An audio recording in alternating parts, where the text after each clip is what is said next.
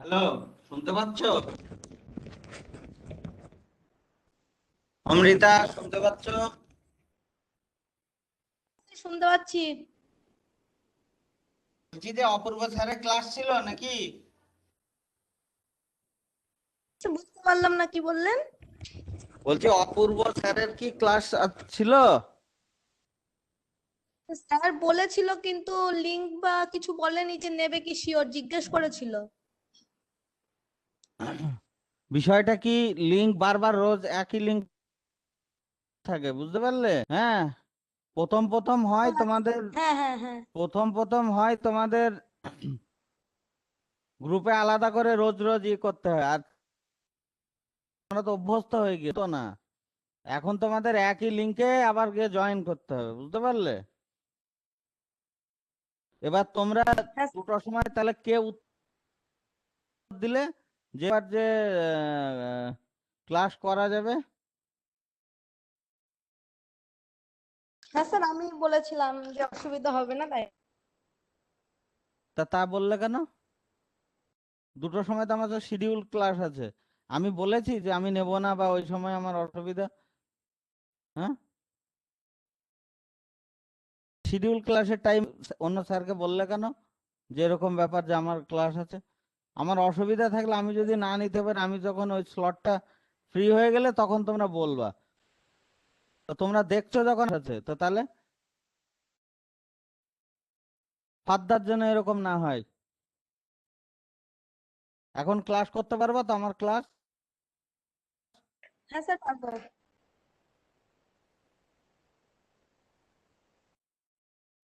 আগের দিনে পরীক্ষাতে কত পেয়েছো?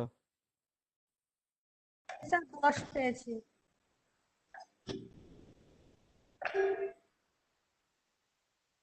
কংগ্রাচুলেশন, 10 পেয়েছো, ভালো হয়েছে। হুম, বুঝে বুঝে উত্তর করেছিলে, আলোচনা করে করনি তো? না না স্যার, একা একা ওই আগের দিনে মানে যে পিডিএফটা পাঠিয়েছিলেন ওখান থেকেই তো ছিল। তো ওটা হুম হুম পড়েছিলাম, হুম। বলেছিলেন তো আগে থেকে, পড়াশোনা, ওটা একটু দেখে রেখেছি। হুম হুম হুম হুম। ঠিকই, ভালো করে পড়াশোনা করবা, দেখবা যে অনেক পারবে তাহলে, বুঝতে পারলে?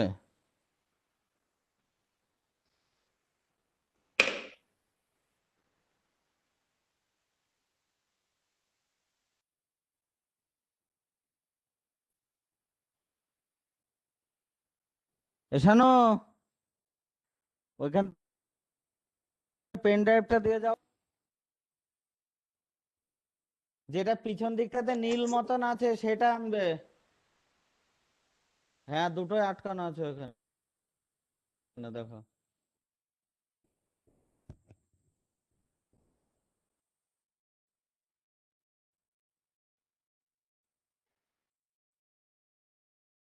হুম।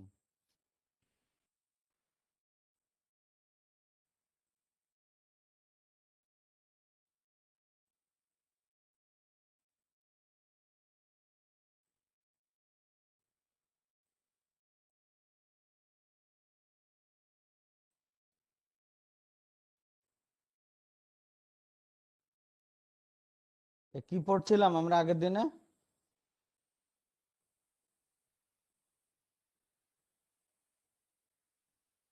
আগের দিনে কি পড়ছিলাম আমরা?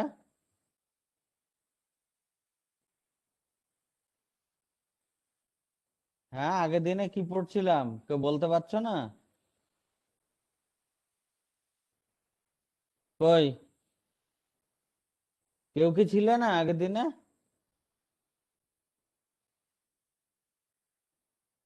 আমি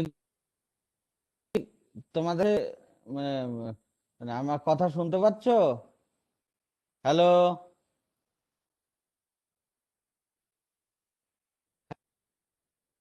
হ্যালো, কি আমার কথা শুনতে পাচ্ছো? আনমিউট করে উত্তর দাও, মিউট করা অবস্থায় উত্তর দিলে শুনতে পাবো না আমি। হ্যালো, শুনতে পাচ্ছো আমার কথা? হ্যালো?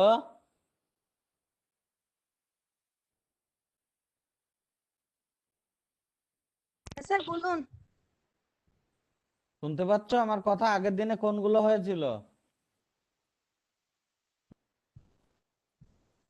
ওই লরেঞ্জের যে ফর্মুলা বলছে ওগুলোর পরের টুকু পড়েছিলেন। ঠিক আছে, তার মানে ওইগুলো কমপ্লিট হয়ে গেছে। হ্যাঁ স্যার। এবার আমি তোমাদের গ্র্যাভিটেশন পড়াবো।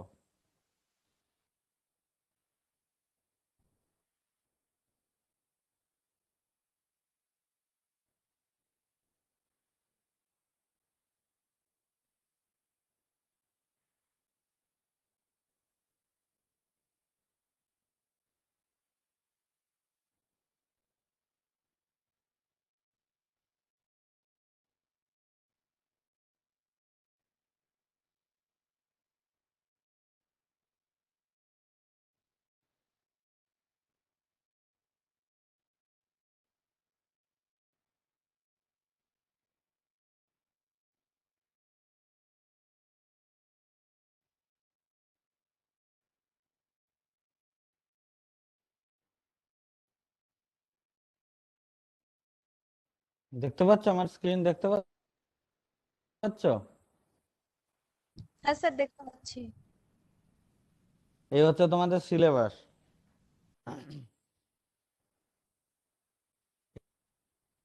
এটা হয়ে গেল। আবার দেখো, আচ্ছা, Newton's law of gravitation. Newton's law of gravitation জানো? নিউটনস ল অফ গ্র্যাভিটেশন জানা আছে তোমাদের? জানলে একটুখানি বলো, রিক্যাপিচুলেশন হয়ে যাক। বলো। হ্যালো। হ্যাঁ আচ্ছা, স্যার। একটা কথা তোমাদেরকে আমি বলি, স্ট্যাটুটরি ওয়ার্নিং। সেটা হচ্ছে ক্লাসে এমনিতেই অনেক লিমিটেশন থাকে। ইনস্পাইট অফ দ্যাট তোমাদের অনলাইনে এই যে ক্লাসগুলো হচ্ছে, তো তাতে করে শুনতে পাচ্ছ অথচ শুনেও উত্তর দিচ্ছ না, জিজ্ঞাসা করলে গড়িমসি করছো। এইগুলো কিন্তু কাঙ্ক্ষিত নয়। বুঝতে পারলে? বোঝা গেল? হ্যাঁ sir. Newton's law of gravitation কি বলো?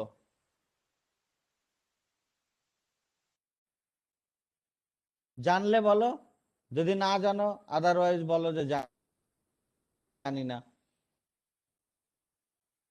মহাকর্ষের সূত্র। হ্যাঁ, নিউটনের মহাকর্ষ সূত্রটা বলো। মানে স্যার এই মহাবিশ্বের মানে যে কোনো দুটো বস্তু যদি পরস্পরকে তাদের সংযোগকারী যে সরলরেখা বরাবর যদি আকর্ষণ করে, তাহলে ওই হুম। আকর্ষণ বলের পরিমাণ কণা দুটির ভরের গুণফলের যদি সমানুপাতিক আকর্ষণ হবে। করে মানে? আচ্ছা, এবং আমাকে তাদের বোঝাও। আরে থামো না, বলছি না যদি না আকর্ষণ করে মানে এমনি ওদের ইচ্ছা খুশি, তাই তো? মানে আকর্ষণ ইচ্ছা করলো করলো, আকর্ষণ নাও করতে পারে, এরম ব্যাপার আছে নাকি? বা বিকর্ষণও করতে পারে। বলো। না না স্যার, ওটা আকর্ষণ করে, মানে সব সময়ই করবে। সব সময় আকর্ষণ করে। হুম। এই আকর্ষণ বলের মান ভর দুটির আহ, মানে আকর্ষণ করে গুণফলের কিভাবে? সমানুপাতিক। আকর্ষণ করে সোজাসুজি আকর্ষণ করে নাকি বেঁকে আকর্ষণ তাদের করে? তাদের সংযোগকারী যে সরলরেখা সেই সরলরেখা বরাবর। হ্যাঁ হ্যাঁ, তাদের কেন্দ্র সংযোগ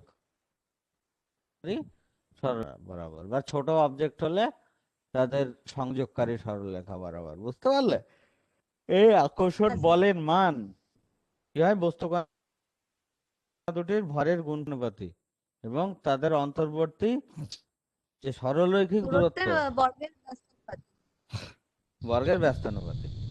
মানে equal to G into by R square, হয় G is the universal gravitational constant. তাই তো? হ্যাঁ স্যার। এবার যে গ্র্যাভিটেশনাল কনস্ট্যান্ট, একে কিভাবে ডিফাইন করা যায়? গ্র্যাভিটেশনাল কনস্ট্যান্ট, দেখো এই যে ইকুয়েশনটা আছে, এই যে ইকুয়েশনটা আছে, হ্যাঁ এখানে, সরি, এই যে ইকুয়েশনটা আছে, ইকুয়েশনে যদি m1 এর ভ্যালু যদি 1 বসাও, m2 এর ভ্যালু যদি 1 বসাও, আর এর ভ্যালু যদি 1 বসাও, তাহলে f ইকুয়াল টু কি হবে?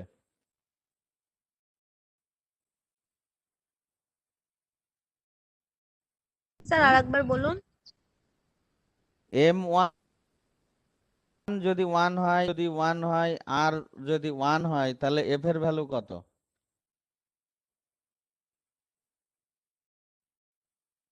এফ ইকুয়াল টু জি হবে। F ইকুয়াল টু জি হবে।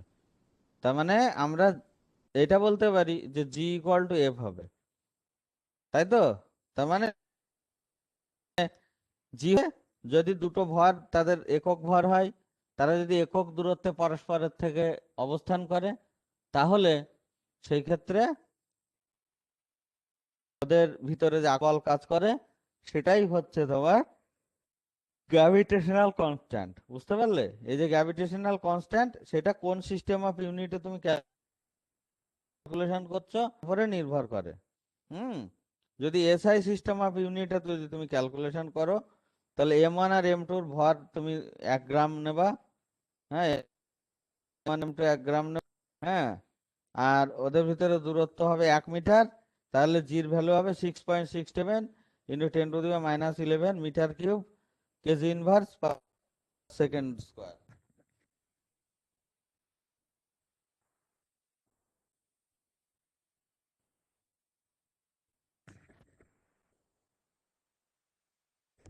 বুঝতে পারলে? এই যে গ্র্যাভিটেশনাল ফোর্স, এর প্রপার্টি কি? এটা হচ্ছে লং রেঞ্জ ফোর্স, মানে অনেকটা দূরে কাজ করে, খুব কাছে এরা আকর্ষণ বলটা কাজ করে না। এটা ফোর্স ইন নেচার, মানে দুর্বল প্রকৃতির ফোর্স। বুঝতে পারলে? মানে এমনিতে বড় বস্তু পৃথিবী সূর্যের সাথে মানে আকর্ষণ বলে লিপ্ত রয়েছে, পৃথিবীকে আকর্ষণ করে রেখে দিয়েছে, যার জন্য পৃথিবী চলে যেতে পারছে না।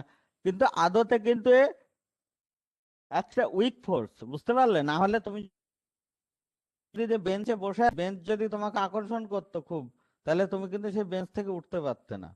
বুঝতে পারলে? বা সকালে ঘুমিয়ে আছো, ঘুম থেকে উঠতে পারছে না। বুঝতে পারলে? বিছানা যদি আকর্ষণ করে বসে থাকতো। বুঝতে পারলে? এই হচ্ছে বিষয়। তো উইক ফোর্স ইন নেচার, আর এটা হচ্ছে অলওয়েজ অ্যাট্রাকটিভ, যে কথাটা নিয়ে তোমার সাথে প্রথমে কিছুক্ষণ ইয়ে হলো, মানে কন্ট্রাডিকশন। তো বিষয়টা হচ্ছে, এটা হচ্ছে always attractive.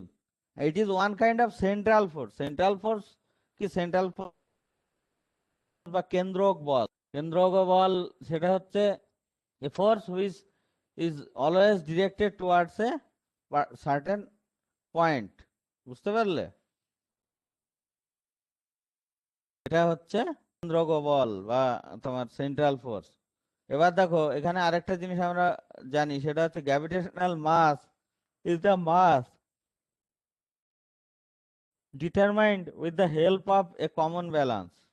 Again, inertial mass is the mass of a body can be found out by taking the ratio of the applied force F acceleration, that is mg equal to F by a.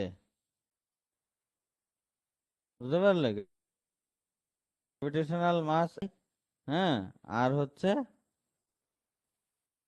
Inertial mass mg যদি বলি। এবার যদি তুমি notation আলাদা করো অসুবিধা নেই। বুঝতে পারলে?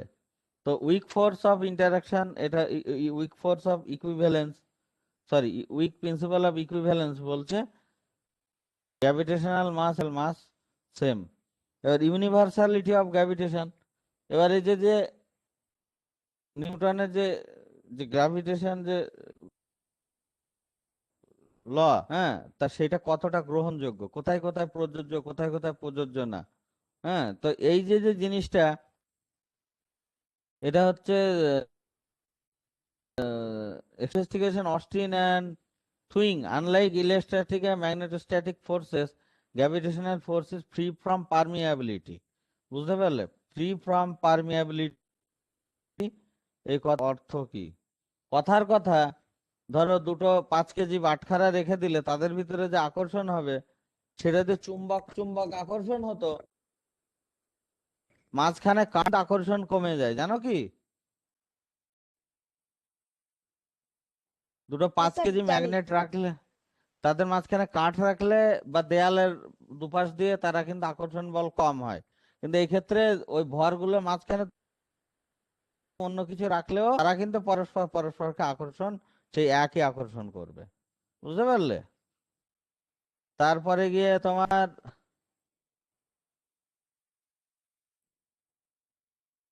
গ্র্যাভিটেশনাল ফোর্স, একটা বস্তু আর একটা বস্তুকে যা দিয়ে আকর্ষণ করবে, বিপরীত বস্তু, বিপরীত দ্বিতীয় বস্তুটাও তাকে একই আকর্ষণ বিপরীত দিকে কাটবে। বুঝতে পারলে? It is independent of physical state of aggregation, মানে সলিড লিকুইড না গ্যাস আছে তার উপরে নির্ভর করবে না। বুঝতে পারলে? 1 কিলো জল শোষণ করবে একটা কিছুকে, হ্যাঁ, সেই রকম ভাবে 1 কিলো বরফও একই আকর্ষণ করবে। বুঝতে পারলে? মানে ওটা লিকুইড আছে বলে কম, সলিড হলে বেশি, এরকম ব্যাপার। হ্যাঁ, gravitational force is isotropic and free from directivity. Law of gravitation holds for all distances. হ্যাঁ, খুব ছোট্ট ডিস্টেন্স বাদ দিয়ে, হ্যাঁ, তার থেকে একটু বড় 10⁻⁸ সেন্টিমিটার থেকে বেশি করে ইন্টার গ্যালাকটিক ডিস্টেন্স অবধি তোমার কাজ করে। In the light of the above facts we can say the law of gravitation of universal application, মানে এটা চলবে সারা বিশ্বে, আমরা অ্যাপ্লাই করতে পারবো। গ্র্যাভিটেশনের যে ল, সেটা কোথায় অ্যাপ্লিকেবল না, সেটা হচ্ছে পেরিহিলিয়ন অফ প্ল্যানেট মার্কারি। পেরিহিলিয়ন জানো কি? হ্যাঁ, অপসূর অনুসূর অবস্থান আছে। হ্যাঁ,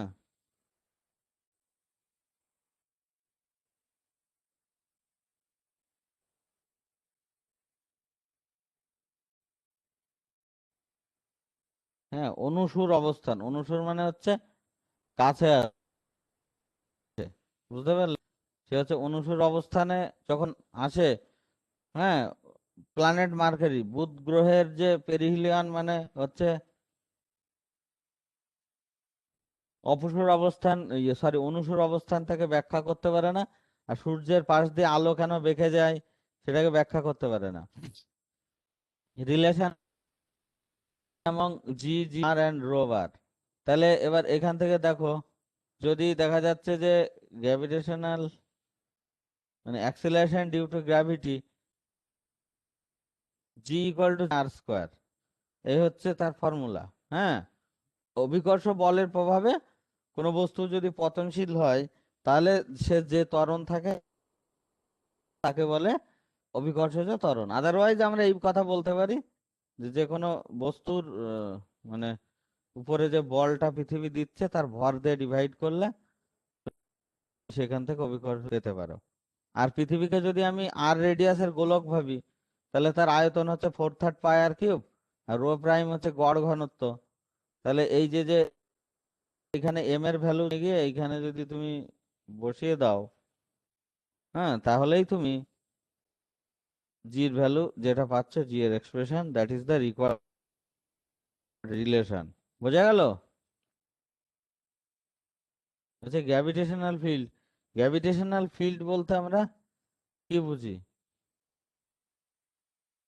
গ্র্যাভিটেশনাল ফিল্ড কি বুঝি? গ্র্যাভিটেশনাল ফিল্ড বলতে আমরা, ধরো তোমাদের পাড়াতে ধরো একটা খ্যাপা কুকুর আছে, এবার বাচ্চারা তাই দেখে ধরো, তাহলে কি হবে? তো যাতে কামড়ে টামড়ে না দেয় সাবধানতা অবলম্বন করে একটা পার্টিকুলার ডিস্টেন্স দিয়ে ও দূরে সেফ ডিস্টেন্স বজায় রেখে যাবে। তাহলে ওই অঞ্চলে ও ভীতি সঞ্চার করে রেখে দিয়েছে। একই রকম ভাবে তাহলে কোনো বস্তু কণাকে যদি তুমি একটা জায়গায় রাখো, তা সে কি করবে? তার চতুর্দিকে একটা অঞ্চল জুড়ে তখন বল সে প্রয়োগ করতে পারবে। বুঝতে পারলে? তো গ্র্যাভিটেশনাল ফিল্ড হচ্ছে the gravitational for a mass is the region space over which the gravitational force of attraction is perceived is called the gravitational field of the mass. The gravitational field strength, gravitational field strength হচ্ছে the gravitational field strength at a point is the limiting ratio of the force experienced by a infinitesimally small test kept in the gravitational field of a body to the test mass as the value of the test mass approaches to 0. ক্ষুদ্র ভর M এর উপরে যদি F বল কাজ করে, তাহলে del F এর limiting ratio, যেখানে এম এর ভ্যালুটা খুবই ক্ষুদ্র হবে, সেটা হচ্ছে গ্র্যাভিটেশনাল ফিল্ড স্ট্রেংথ। এই হলো। এবার এখান থেকে আমরা একটা রিলেশন প্রতিষ্ঠা করতে পারি। ফোর্স হচ্ছে ইনটু মাস। গ্র্যাভিটেশনাল পোটেনশিয়াল জিনিসটা কি? গ্র্যাভিটেশনাল পোটেনশিয়াল হচ্ছে বা মহাকর্ষীয় বিভব, এই জিনিসটা কি? তুমি ধরো কোনো একটা বসীম দূরত্ব থেকে তুমি একটা জায়গাতে নিয়ে যাচ্ছ, পৃথিবীর ধরো একটা অভিকর্ষ বলের অধীনে তুমি আনতে চাইছো, বা এমনও হতে পারে যে অসীম দূরত্ব থেকে একটা বিন্দু বিন্দু করে কণাগুলোকে নিয়ে আসছো, নিয়ে সেই বিকর্ষ বলের সীমার ভিতরে তুমি আনছো। তাহলে সেই ক্ষেত্রে তাহলে V equal to limiting ratio of the mass delta W by delta M, বুঝতে পারলে? বা ডিএম লিমিটিং রেশিও, বুঝতে পারলে? The gravitational potential at any point is the potential energy of a unit mass in that point. এবার হচ্ছে unit and dimension potential, dimension হচ্ছে intensity L T to the minus two, এবং dimension of potential হচ্ছে L square T to the minus two. Relation between the force of attraction and potential, dv equal to fdr, f equal to minus dvdr r cap। তাহলে minus কেন? Minus sine, negative মানে যে সাইনটা, সেটা indicate করে যে force of attraction. এবার হচ্ছে central force. Central force হচ্ছে ফোর্স, হ্যাঁ, central force is a force which at every point is field is directed either away or towards from a fixed point, known as central force. Is the and the magnitude of the force at any point is only the function of the radial distance, or the point from the fixed center. তাহলে F R equal to F R R cap. If F R greater than zero, the force is repulsive. F R, sorry, এখানে এখানে একটা ঘটনা আছে, এখানে না দুটোই আমি ইয়ে করেছি।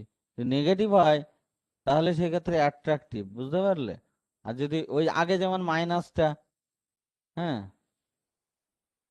হ্যাঁ, মাইনাসটা মাইনাস হলে সেটা অ্যাট্রাকটিভ হয়, বুঝতে পারলে? আর প্লাস হলে রিপালসিভ হয়। হ্যাঁ, বোঝা যাচ্ছে? F R greater than zero, এটা এটা হচ্ছে রিপালসিভ। আর F R less than zero হবে, হ্যাঁ, দ্যান জিরো। এটা কাইন্ডলি এটা একটু নোট করে নাও। এফ আর যেটা এটা লেস দ্যান জিরো হবে। হুম। এবার হচ্ছে আমরা সেন্ট্রাল, তার ক্যারেক্টারিস্টিক্স কি সেটা আমরা দেখব। সেন্ট্রাল ফোর্স হচ্ছে a particle moving under central force has the following characteristics.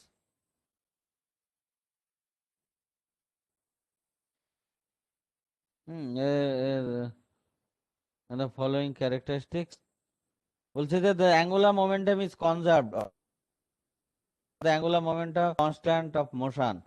Motion of a particle is confined in a plane and the areal velocity of the radius vector is constant. আচ্ছা, এইখান থেকে তোমাদেরকে আমি একটা প্রশ্ন করি, তাহলে বলো যে তোমার অ্যাঙ্গুলার মোমেন্টাম বলতে কি বোঝো? What do you mean by angular momentum, বলো।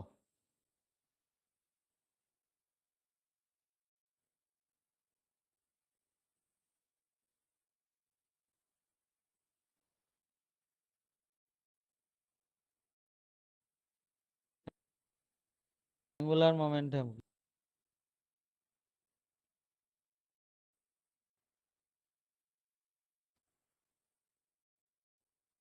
বলো বলো বলো বলো। Can you hear me? বলো, what do you mean by sir হবে না, অ্যাঙ্গুলার মোমেন্টাম? হবে না স্যার। অ্যাঙ্গুলার মোমেন্টাম হচ্ছে কৌণিক ভরবেগ, কি বলো? কৌণিক ভরবেগ।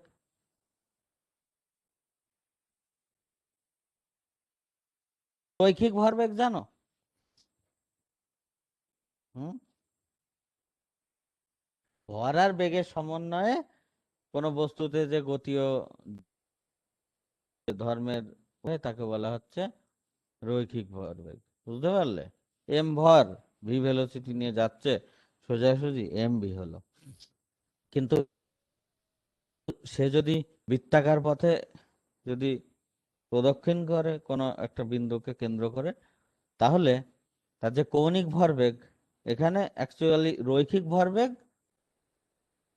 আর যে রেডিয়াস মুভ করছে সেই দুটোর গুণফল হয়, মানে রৈখিক ভরবেগের ভ্রামক। বুঝতে পারলে? ভ্রামক মানে হচ্ছে তোমার ইনটু আর, ইনটু রেডিয়াস, এরকম জিনিসকে বলে ভ্রামক। বুঝতে পারলে? তাহলে এই যে রৈখিক ভরবেগের যে ভ্রামক, একেই বলা হচ্ছে কৌণিক ভরবেগ। বোঝা যায় তাহলে? হ্যাঁ বোঝা স্যার, গেল? বুঝতে পেরেছি। হ্যাঁ স্যার। হ্যাঁ, হ্যাঁ। তাহলে বলো তো রৈখিক ভরবেগ তার ডাইমেনশন কি হবে? এটা বাড়ির কাজ থাকলো, আমি এরপর জিজ্ঞাসা করবো। ঠিক আছে, এটা খাতায় লিখে রাখো। কৌণিক হ্যাঁ স্যার, ভরবেগের কোশ্চেনটা বলেন। কৌণিক ভরবেগের মাত্রা কি?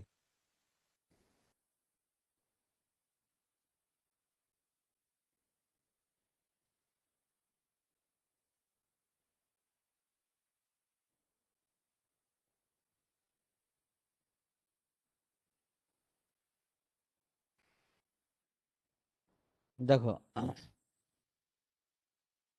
Angular momentum is conserved or angular momentum is a constant of motion. এটা আমরা প্রুফ করব। এটা প্রুফ করতে গেলে আমাদেরকে যে জিনিসটায় যেতে হবে, আমরা মনে করো দেখো এরকম একটা বৃত্তাকার পথে কণাটি প্রদক্ষিণ করছে। হ্যাঁ, এই যে যে রেখা, এই রেখা দিয়েও যাচ্ছে, দেখতে পাচ্ছ? হ্যাঁ স্যার, দেখতে প্রত্যেকে পাচ্ছি। দেখতে পাচ্ছ তো? হ্যাঁ, দেখো কণাটি এই যে যে পথে এদিক বরাবর এই যে প্রদক্ষিণ করছে। হ্যাঁ, তো একটা সময়ে, আচ্ছা তোমরা পোলার কোঅর্ডিনেট জানো তো? পোলার কোঅর্ডিনেট, আর থিটা কোঅর্ডিনেট, এই যে পি বিন্দু, এই যে দূরত্ব, এই দূরত্বকে বলে আর, যে অ্যাঙ্গেল করে তাকে বলে হচ্ছে থিটা। তো জানো তো? জানো না? হ্যাঁ স্যার, জানি। নাকি প্রথম শুনলে? হ্যাঁ, তাহলে এরকম এ পি বিন্দুতে পড়েছি ছিল, আমি। এই বৃত্তাকার পথে হ্যাঁ ম্যাথে পড়েছো, বৃত্তাকার পথে মুভ করছিল। তাহলে এইখানে যখন ও ছিল পি বিন্দুতে, তখন ওর দূরত্ব ছিল হচ্ছে আর, এবং ও তখন অ্যাঙ্গেল করেছিল থিটা। পরবর্তীতে ও কি করেছে, ও কিউ পয়েন্টে চলে গিয়েছে, তো দূরত্ব বেড়ে গিয়েছে, আর প্লাস ডি আর হয়ে গেছে, অ্যাঙ্গেলটাও বেড়ে গিয়েছে, থিটা প্লাস ডি থিটা গিয়েছে। তাহলে পি থেকে কিউ পরিমাণ দূরত্ব গিয়েছে, অর্থাৎ ডি থিটা পরিমাণে কোণ বেশি হয়েছে। আচ্ছা তোমরা জানো তো এই formula, S S equal to R theta, জানো তো? হ্যাঁ স্যার, জানি। এস হচ্ছে কি চাপ দৈর্ঘ্য, আর হচ্ছে রেডিয়াস, এবং থিটা হচ্ছে কোণ। বুঝতে পারলে? এই গেল। দেখো, তাহলে এইখান থেকে যে পরিমাণে একটা টর্ক উৎপন্ন হয়, টর্ক সম্পর্কে ধারণা আছে? টর্ক, হ্যাঁ স্যার, আছে। টর্কটা কি বলো তো?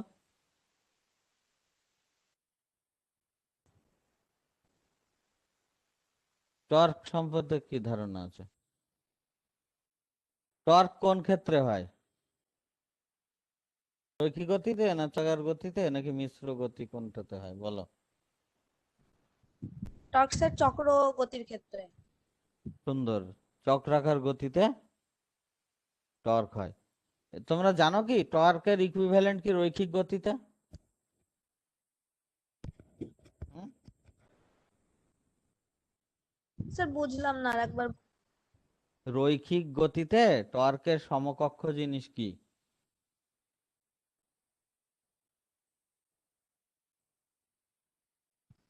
না স্যার, বুঝতে মানে পারবো না। কৌণিক ভরবেগের সংরক্ষণ সূত্র বলতে পারবা?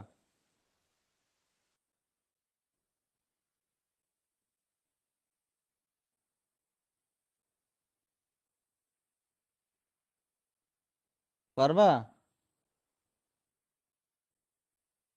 না স্যার মনে নেই। উচ্চ মাধ্যমিকের বইপত্রগুলো কিন্তু একটু নাড়াচাড়া করে দেখবা।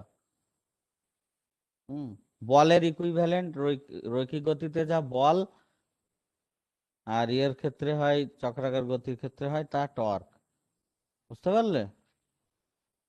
হ্যাঁ স্যার। তাহলে টর্ক গামা ইকুয়াল টু হয় আর ক্রস এফ, বলের ভ্রামককে বলে টর্ক। তাহলে এই যে যে জায়গাটা আছে,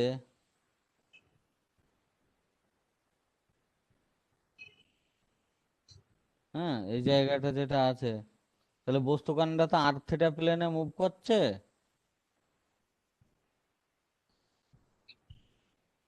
ও আর থিটা প্লেনে মুভ করছে, তাহলে কি হবে? আন্ডার দ্য ইনফ্লুয়েন্স হবে central force F equal to F R R cap, which is always directed to the centre of the force if P be the position of the particle at an instant T. যে কোনো সময় P দিয়ে দিয়ে ও কি করছে, ওর velocity সবসময় ট্যানজেনশিয়ালি থাকে এই দিক বরাবর, মানে যে কোনো মুহূর্তে এ, সরি,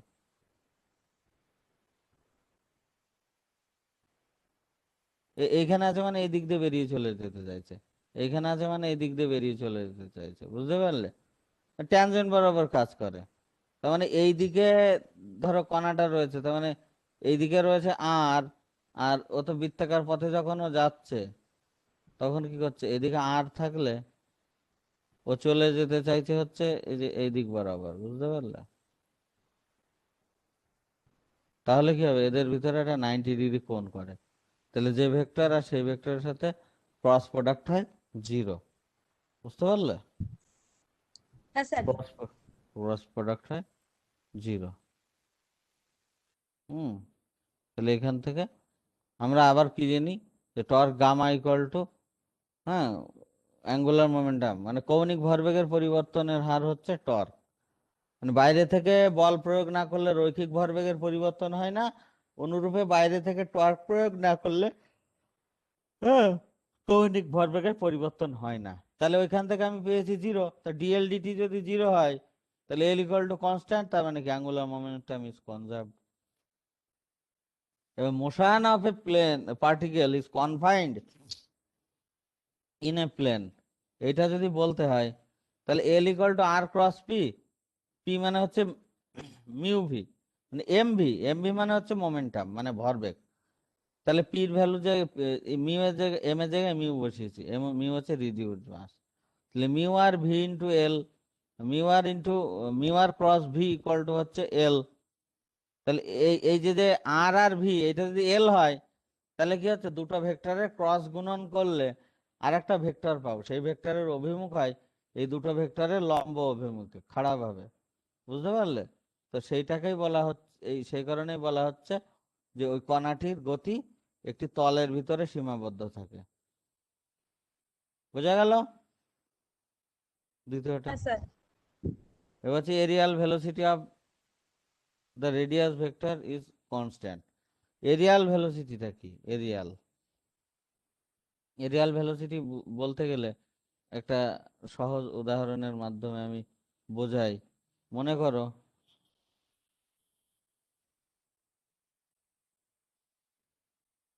মনে করো এদিকে ধরো, এই এই ধরো, হ্যাঁ, তোমার এখানে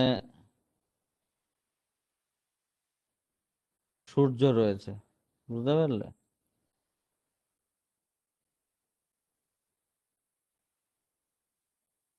এখানে ধরো একটা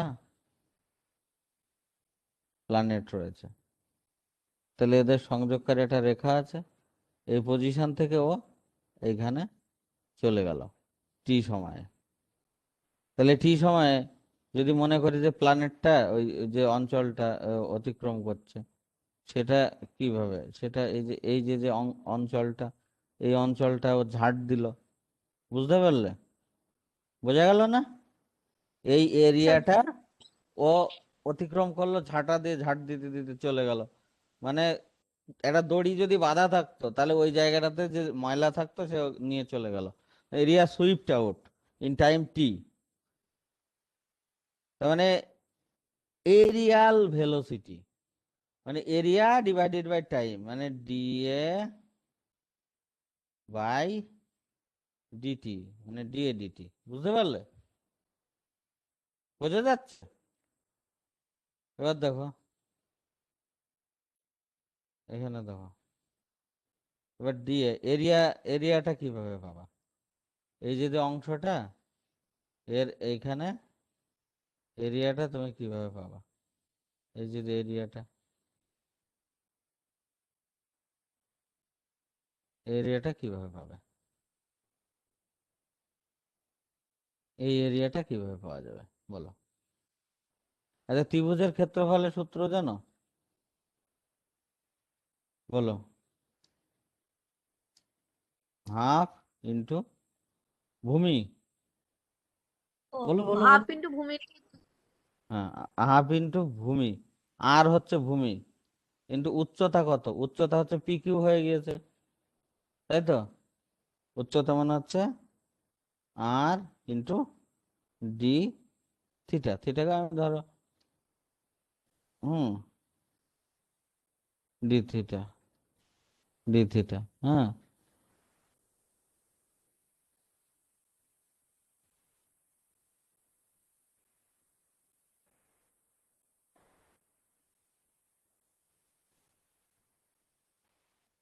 এটা জিরোটাকে থিটা ভাবো, বুঝতে পারলে?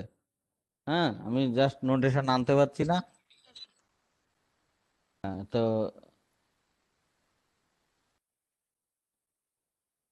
দেখো,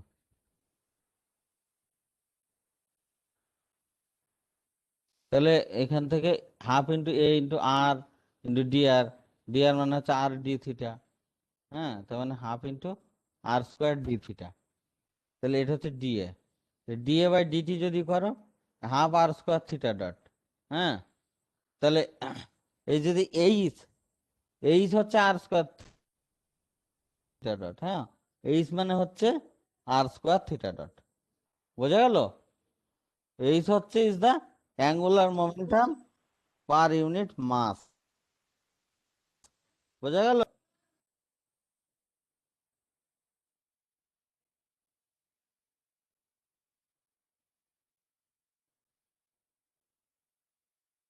বুঝতে পারলে? এই যে যে এটা আর স্কোয়ার থিটা ডট, এটা হলো তার মানে এইচ বাই টু। এই, তাহলে এবার আমরা এখান থেকে কি কি শিখলাম বলো?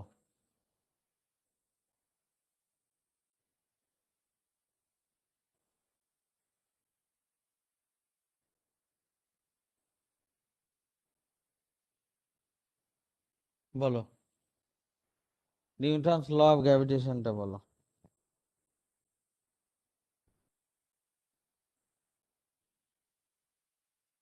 এই নিউটনের মহাকর্ষ মহাকর্ষীয় সূত্র, সূত্রটা বলো। তারপর নিউটনের এই মহাকর্ষ, মহাবিশ্বের যে কোনো দুটি বস্তু কণা পরস্পরকে তাদের সংযোগকারী সরলরেখা বরাবর আকর্ষণ করে, তাহলে ওই আকর্ষণ বলের পরিমাণ কণা দুটির ভরের গুণফলের সমানুপাতিক এবং তাদের আচ্ছা তুমি মধ্যে একা আছো এর আর বাকিরা সব চলে গিয়েছে নাকি? হুম, বাকিরা সব চলে গিয়েছে তাই তো? এদের তো তাই তো দেখলাম।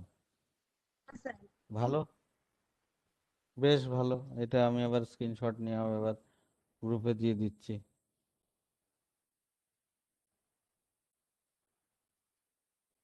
তখন বললো আমরাও ছিলাম। ঠিক আছে, থাকো এরকম। তুমি তো বললে একবার, হ্যাঁ, গ্র্যাভিটেশনে, গ্র্যাভিটেশনাল কনস্ট্যান্ট বুঝতে পেরেছো তো? হ্যাঁ গ্র্যাভিটেশনাল স্যার, কনস্ট্যান্ট, বুঝতে পেরেছি। হ্যাঁ স্যার। হুম হুম।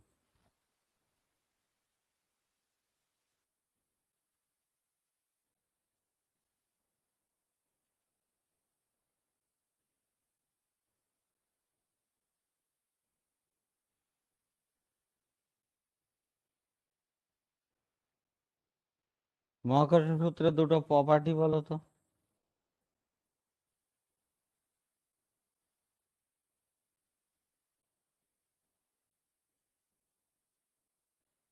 প্রপার্টি মানে কোনটা স্যার? ধর্ম, ধর্ম।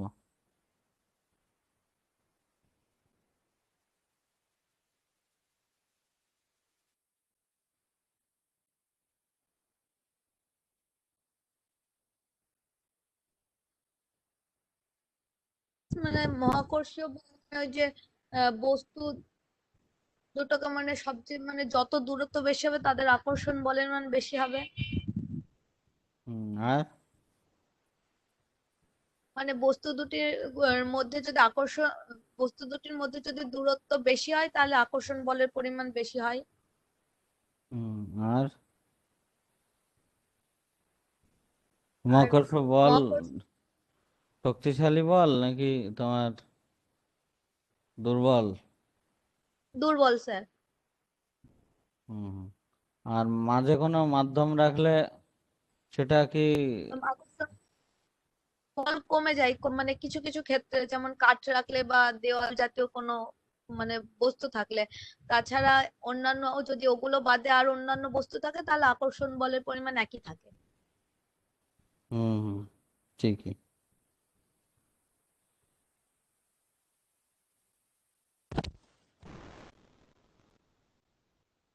কৌণিক ভরবেগ কাকে বলে বলো তাহলে? আচ্ছা, অভিকর্ষজ ত্বরণ কাকে বলে বলো?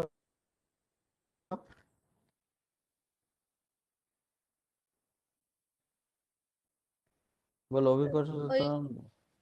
অভিকর্ষ বলের প্রভাবে যদি কোনো বস্তু মানে ওপর থেকে নিচের দিকে পড়ে, তাহলে সেই বস্তুর মধ্যে যে পরিমাণ ত্বরণ সৃষ্টি হয় তাকে অভিকর্ষজ ত্বরণ বলে।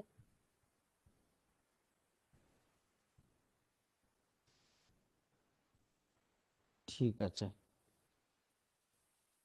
আর মহাকর্ষীয় ক্ষেত্র বা মহাকর্ষীয় ক্ষেত্র কি বলো?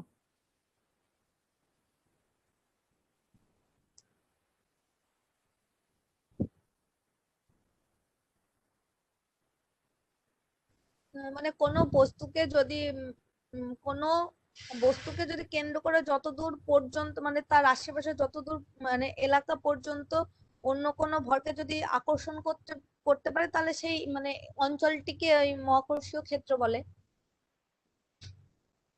বুঝতে পেরেছি। মহাকর্ষীয় ক্ষেত্র মানে অঞ্চল, বুঝতে পারলে? হ্যাঁ স্যার। ঠিক আছে, এইগুলো দেখবা, হ্যাঁ, ভালো করে একটু দেখো।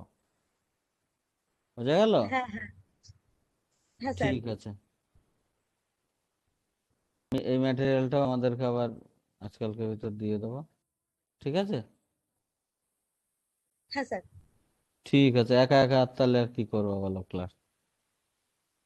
ঠিক আছে, ভালো পড়াশোনা করো। অসুবিধা হলে জিজ্ঞাসা করো। আর বই কিনেছো? স্যার না, বই কিনিনি, মানে একজনের বই আমি নিয়েছি।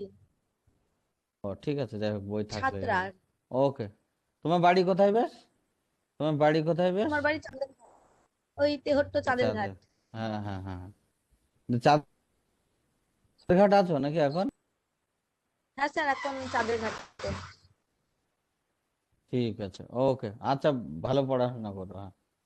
আচ্ছা, রাখো। হ্যাঁ স্যার।